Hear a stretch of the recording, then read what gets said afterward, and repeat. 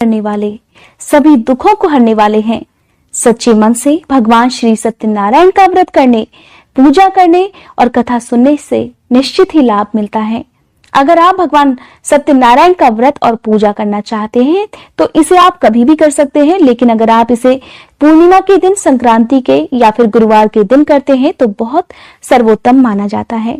व्रत के दिन आप स्नान करके पवित्र हो जाएं, अपने मंदिर में आसन पर बैठकर भगवान गणेश, माँ गौरी, वरुण देवता, विष्णु भगवान आदि समस्त इष्ट देवी देवताओं का ध्यान करके उनकी पूजा करें और यह संकल्प करें कि मैं सदा श्री सत्यनारायण भगवान की पूजा और कथा सुना करूंगी या सुना करूंगा। इसके साथ ही हाथ में फूल लेकर भगवान सत्यनारायण का ध्यान कीजिए। फूल, धूप, दीप, नैवेद्य, यज्ञोपवीत अर्पित कर भगवान सत्यनारायण से प्रार्थना कीजिए कि हे भगवान, मैंने जल, पुष्प आदि समस्त सामग्री पूरी श्रद्धा और विश्वास के साथ आपके चरणों में अर्पित कर दी है। अब आप इसे कृपा कर स्वीकार कीजिए। आपको मेरा बारंबार प्रणाम है। इसके बाद आप भगवान सत्यनारायण की इस कथा को पढ़ सकते हैं या सुन सकते हैं। पवित्र तीर्थ स्थल नैमिषारण्य में एक बार एकत्रित हुए आर्यावर्त के 88,000 महर्षियों ने मुनि श्रेष्ठ श्री सूत जी से कहा, हे मुनिवर, कलयुग में मनुष्य वेद, विधान और धर्म विरुद्ध आचरण करते हुए पापों की गठरी के बोझ तले दबता जा रहा है। इसलिए हे मुनिवर, मनुष्य के कल्याण के लिए कृपा कर कोई ऐसा उपाय बताइए जिससे मनुष्य को पुण्य लाभ हो और उसके जीवन की मंगल कामनाएं पूरी हो सकें। तब श्री सूत जी महाराज कहने लगे, हे ऋषियों, आपने विश्व कल्याण के लिए बहुत ही अच्छा प्रश्न किया है। अब मैं उस मंगलकारी व्रत का वर्णन करूंगा जिसके संबंध में एक बार नारद जी ने भी भगवान लक्ष्मी नारायण से पूछा था और उन्होंने नारद जी से जो कथा कही थी उसे अब आप सब भी चिंता मुक्त होकर सुनिए। नारद जी मानव के कल्याण की इच्छा से विभिन्न लोकों का भ्रमण करते हुए पृथ्वीलोक में जा पहुंचे। पृथ्वीलोक में अपने अपने कर्मों के अनुसार लोगों को दुखों से पीड़ित देखकर नारद जी बड़े परेशान हुए और मन में विचार करने लगे कि इन प्राणियों के दुख का निवारण कैसे होगा। जब वह कोई उपाय ना सोच सके तब तीनों लोकों के स्वामी भगवान श्री हरि विष्णु के सामने उपस्थित हो गए। वहां नारद जी ने श्वेत पूर्ण और 4 भुजाओं वाले शंख, चक्र, गदा और पद्म से सुसज्जित देवों के देव भगवान विष्णु की स्तुति करते हुए कहा, हे भगवान नारायण, आप सर्वशक्तिमान और सृष्टि के पालन करता है। मनुष्य का मन और वाणी भी आपके गुणों का वर्णन नहीं कर पाती। आप सर्वश्रेष्ठ और सर्वोपरि हैं। आपका कोई आदि, मध्य और अंत नहीं है। मैं आपको नमस्कार करता हूँ। इस प्रकार नारद जी द्वारा स्तुति किए जाने पर भगवान विष्णु मुस्कुराए और कहने लगे, हे मुनिवर, कृपा करके निसंकोच होकर अपने आने का कारण बताइए। तब नारद जी कहने लगे, पृथ्वीलोक पर जन्म लेने वाले मनुष्य अपने अपने कर्मों के अनुसार विभिन्न योनियों में रहते हुए अनेक दुखों से पीड़ित हो रहे हैं। हे त्रिलोकीनाथ, मुझ पर कृपा करके कोई ऐसा उपाय बताइए जिससे उनका दुख नष्ट हो सके और वे सुख संपत्ति का भोग करते हुए अंत समय में मोक्ष को प्राप्त कर सके। तब सृष्टि के पालनहार भगवान श्री हरि कहने लगे, हे नारद मुनि, अब मैं ऐसे व्रत का वर्णन करने जा रहा हूँ जिसे करने से विश्व के सभी स्त्री पुरुषों को पापों से मुक्ति मिल पाएगी। निर्धनता नष्ट होने से मनुष्य सुख संपत्ति के समुद्र में तैरता हुआ आनंद पूर्वक जीवन यापन करेगा। श्री सत्यनारायण भगवान का व्रत करने से और कथा सुनने से उनकी सभी इच्छाएं पूरी होंगी। कलयुग में मोक्ष प्राप्ति का एकमात्र यही उपाय है। नारद जी ने जब व्रत के लिए विधि विधान की जानकारी चाही तो भगवान श्री हरि कहने लगे, मनसा वाचा कर्मणा शुद्ध होकर मनुष्य भक्ति एवं श्रद्धा भाव से किसी भी दिन यह व्रत कर सकता है। नैवेद्य आदि भक्ति भाव से अर्पित कर ब्राह्मणों को भोजन कराकर दक्षिणा देनी चाहिए। इस प्रकार सत्यनारायण भगवान की आराधना करने से व्यक्ति के सभी कष्टों से मुक्ति मिल जाती है। धन संपन्न और सुखी होकर आनंद पूर्वक वह जीवन व्यतीत करता है। श्री सूत जी महाराज आगे कहने लगे, हे ऋषियों मुनियों, अब मैं आपको उस निर्धन ब्राह्मण की कथा सुनाने जा रहा हूँ जिसने श्री सत्यनारायण भगवान का सबसे पहले व्रत किया।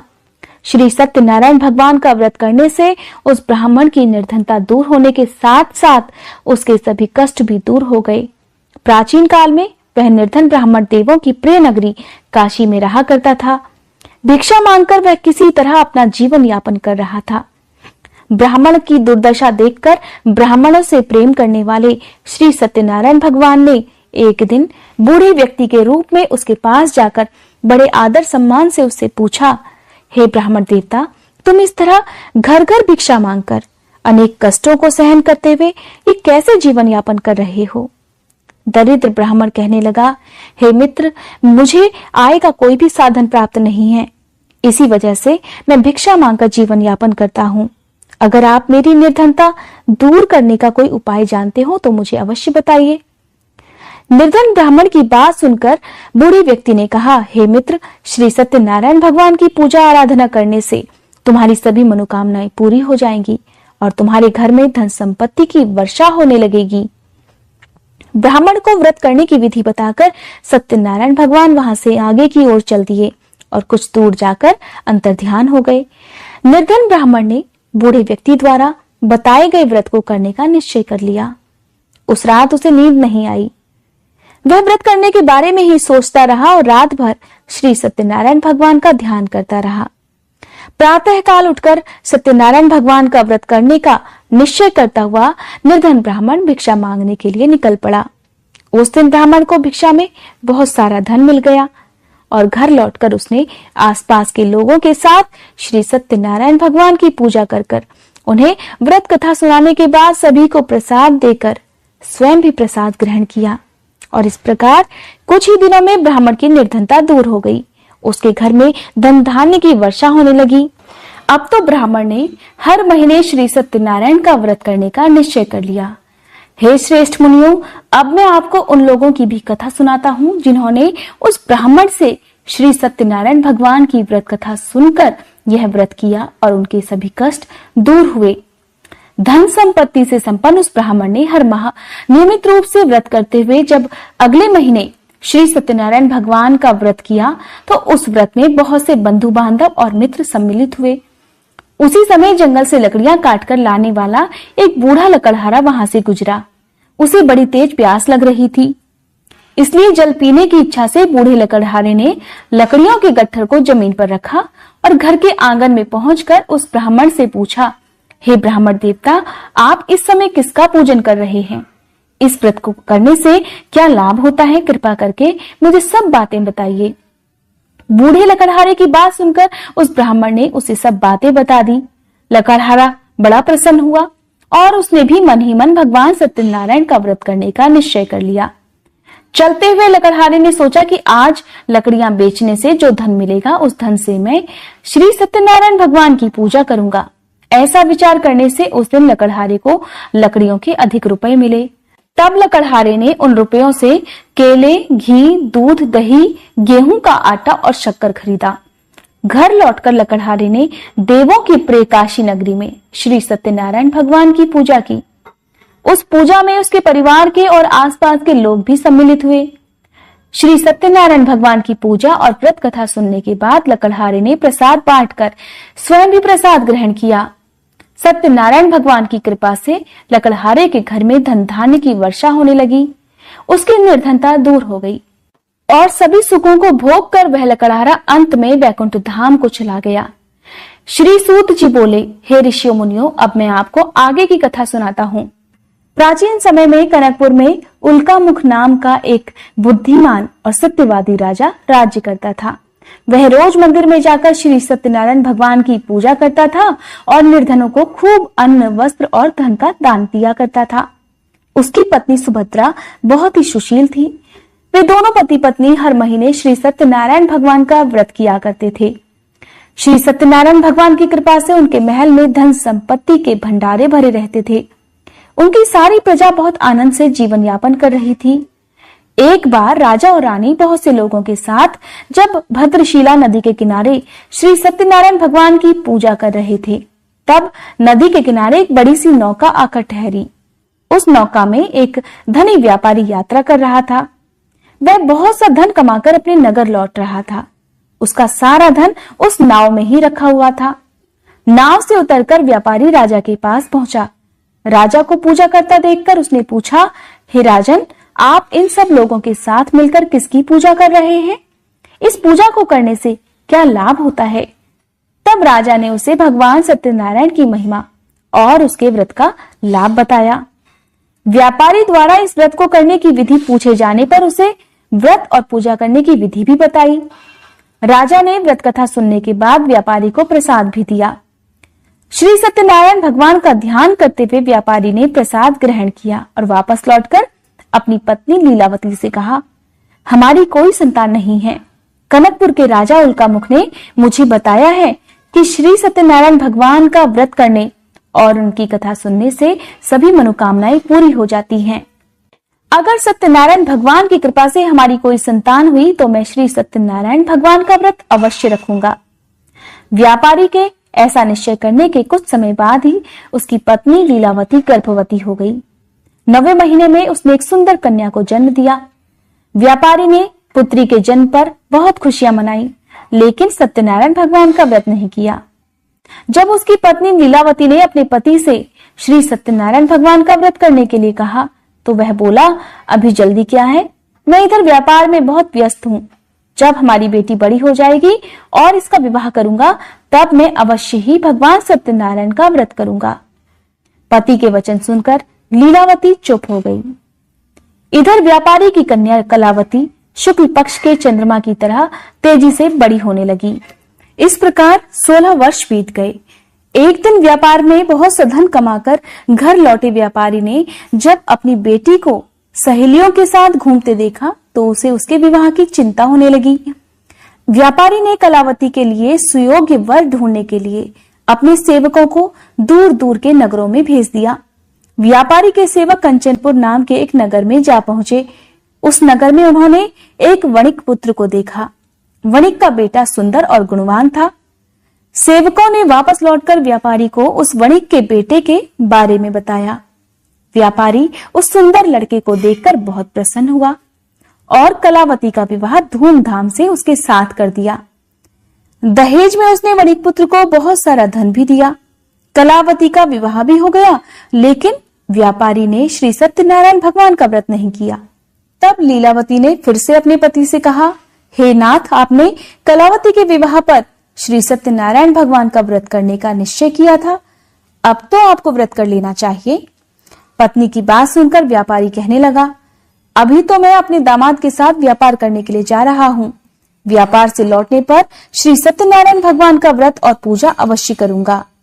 ऐसा कहकर व्यापारी ने कई नावों में अपना सामान भरा और अपने दामाद और सेवकों के साथ व्यापार करने के लिए निकल पड़ा। व्यापारी द्वारा बार बार व्रत का निश्चय करने और फिर व्रत न करने से सत्यनारायण भगवान क्रोधित हो गए और व्यापारी को दंड देने का निश्चय कर लिया। व्यापारी अपने दामाद के साथ रत्नसारपुर में पहुंचकर व्यापार करने लगा। एक दिन कुछ चोर महल में चोरी कर भाग रहे थे। सैनिक उनका पीछा कर रहे थे। भागते हुए चोरों ने सैनिकों से बचने के लिए चोरी का सारा धन व्यापारी की नावों में छुपा दिया। खाली हाथ चोर आराम से भाग गए। चोरों का पीछा करते हुए सैनिक व्यापारी के पास पहुंचे।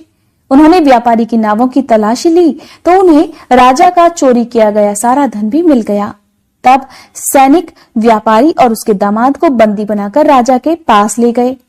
राजा ने उन दोनों को कारागार में डलवा दिया और उनका सारा धन भी ले लिया। श्री सत्यनारायण भगवान के प्रकोप से उधर लीलावती पर भी मुसीबतों का पहाड़ टूट पड़ा। उसके घर में चोरी हो गई और घर में खाने के लिए भी अनाज नहीं बचा। भूख प्यास से व्याकुल होकर व्यापारी की बेटी कलावती एक ब्राह्मण के घर गई। उस ब्राह्मण के घर में श्री सत्यनारायण भगवान की पूजा हो रही थी। तब उसने भी वहां बैठकर कथा सुनी और प्रसाद लिया। घर लौटकर कलावती ने सारी बात अपनी मां लीलावती को बताई। तब लीलावती ने सत्यनारायण भगवान का व्रत करने का निश्चय कर लिया।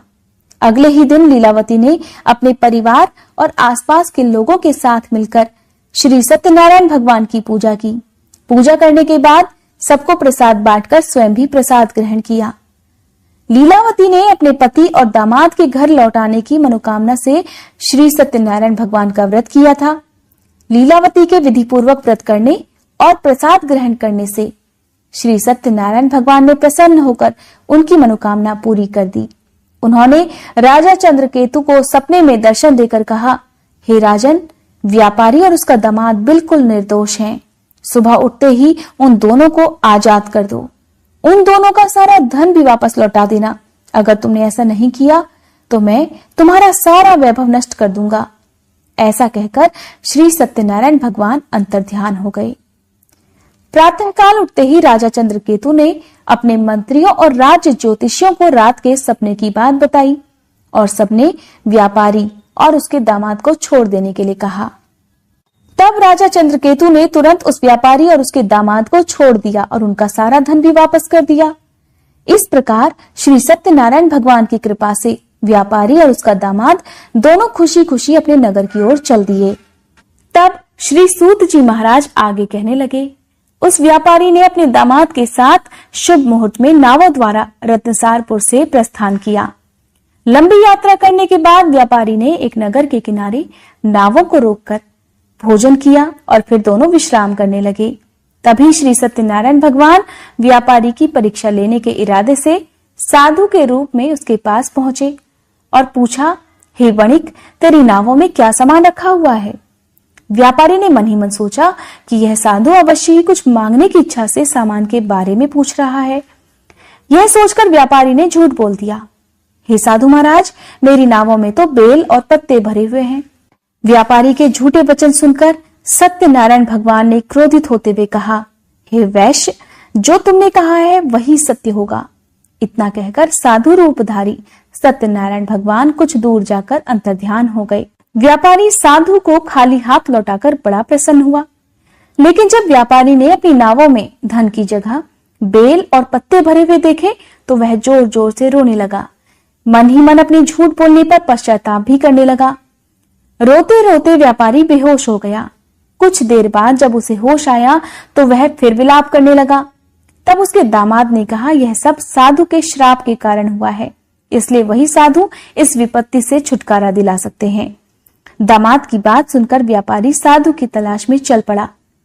कुछ देर ढूंढने पर सत्यनारायण भगवान मिल गए। व्यापारी ने साधु रूपधारी सत्यनारायण भगवान के चरणों में गिरकर झूठ बोलने के लिए क्षमा मांगी। तब सत्यनारायण भगवान बोले, हे वणिक पुत्र, तूने बार बार सत्यनारायण भगवान अर्थात मेरी पूजा करने के लिए कहा, किंतु कभी पूजा नहीं की। तब व्यापारी ने हाथ जोड़कर कहा, हे भगवान, आप तो दीन दुखियों के कष्ट दूर करने वाले हैं, सभी की मनोकामनाएं पूरी करते हैं। मेरी इस गलती को क्षमा कर दीजिए।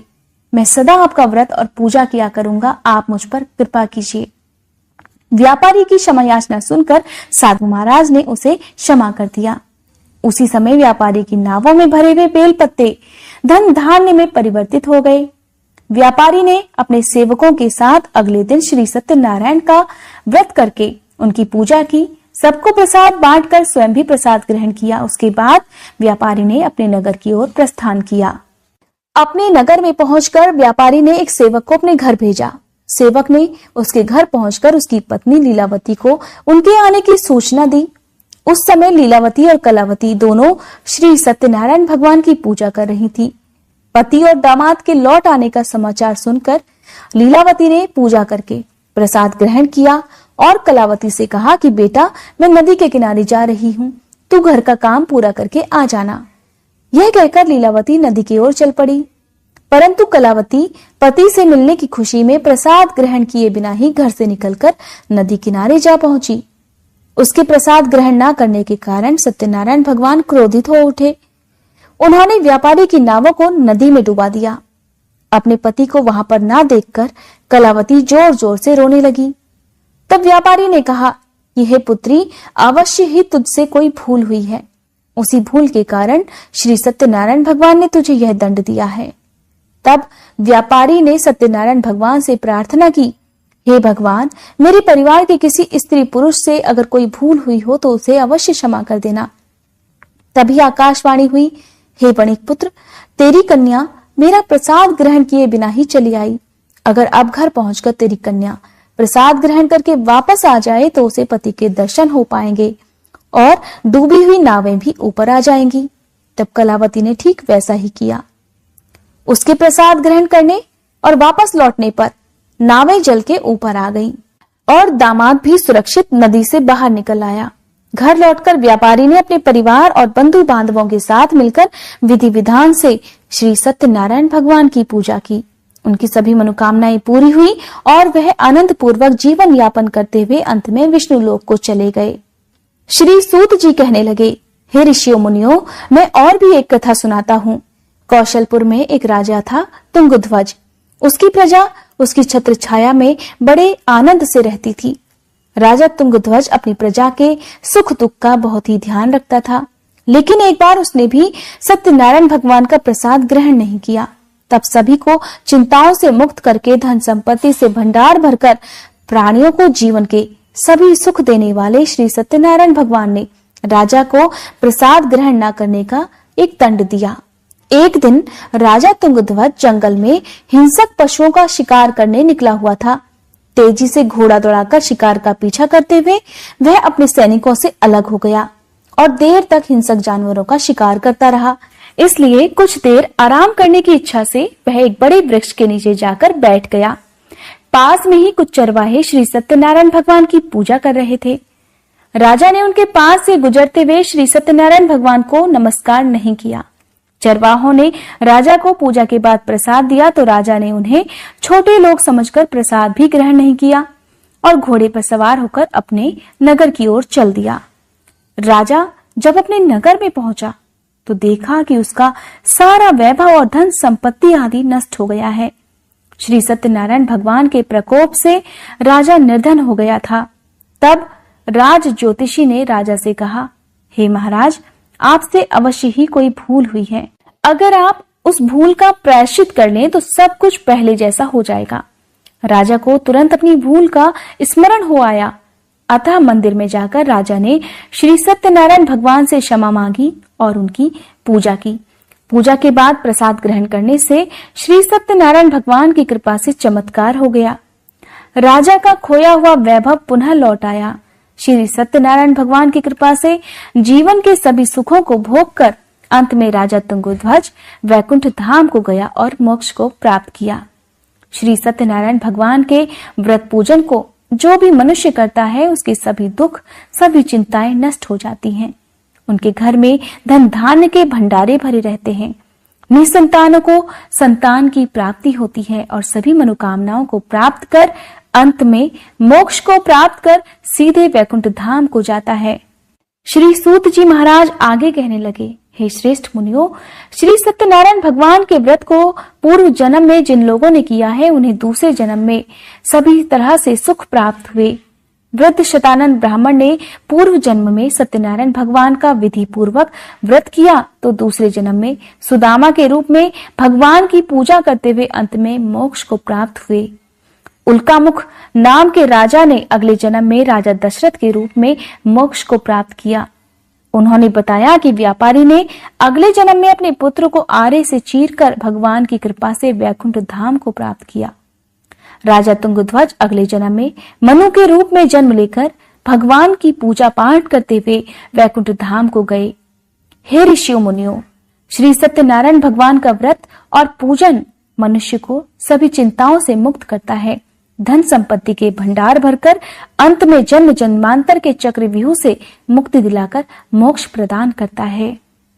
यह थी सत्यनारायण भगवान की कथा। बोलो सत्यनारायण भगवान की जय।